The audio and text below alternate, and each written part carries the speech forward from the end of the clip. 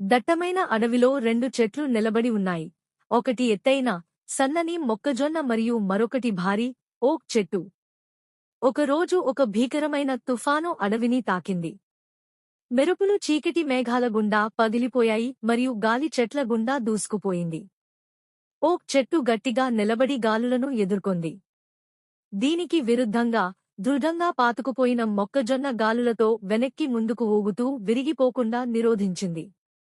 మొక్కజొన్న చెట్టు తిరిగి పోరాడటానికి ఎంచుకోలేదు, ఎందుకంటే అది ఓటమిని అంగీకరించింది కాదు, కాని దాని బలం దాని సాగతత్వం మరియు అనుకూలతలో ఉంది. మొక్కజొన్న చెట్టుకు భిన్నంగా, ఓక్ చెట్టు దాని బలాన్ని దానికి వ్యతిరేకంగా మార్చడానికి బలం ఉపయోగిస్తుంది. అది వంగడానికి నిరాకరిస్తుంది. ఇది దాని శాఖలపై భారీ ఒత్తిడికి దారితీస్తుంది. దీని ఫలితంగా పగుళ్లు ఏర్పడతాయి. గాలికి వ్యతిరేకంగా దాని ప్రతిఘటన మరియు అనుకూలత లేకపోవడం దానిని తుది విధ్వంసానికి నెట్టివేస్తుంది. తుఫాను ముగిసిన తర్వాత మొక్కజొన్న తన అసలు స్థానానికి తిరిగి వచ్చింది. పొడవుగా మరియు హాని చేయకుండా నిలబడి ఉంది. అయితే ఓక్ నేలపై విరిగిపడింది. ఓడిపోయి అలసిపోయిన ఓక్ మొక్కజొన్న చెట్టును అడుగుతుంది, నేను నీకంటే చాలా బలంగా ఉన్నాను. నాకు లోతైన మూలాలు మరియు గట్టి ట్రంక్ ఉన్నాయి, మరియు మరోవైపు మీరు సన్నగా, ఖాళీగా, ఉపరితల మూలాలు కలిగి ఉంటారు. కాబట్టి నా బలం నన్ను విఫలమైనప్పుడు మీరు తుఫానును ఎలా తట్టుకున్నారు?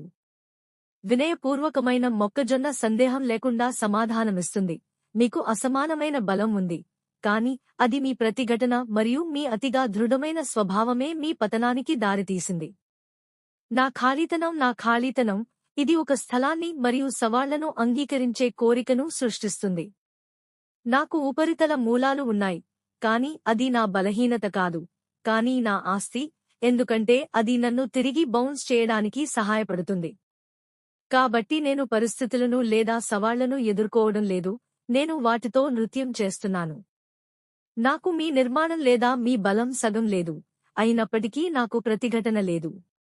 మీ అనుకూలత లేకపోవడమే మిమ్మల్ని నాశనం చేసింది, మరియు అది నా సామర్థ్యం నన్ను రక్షించింది మరియు నన్ను శక్తివంతమైన తుఫానుపై విజేతగా చేసింది.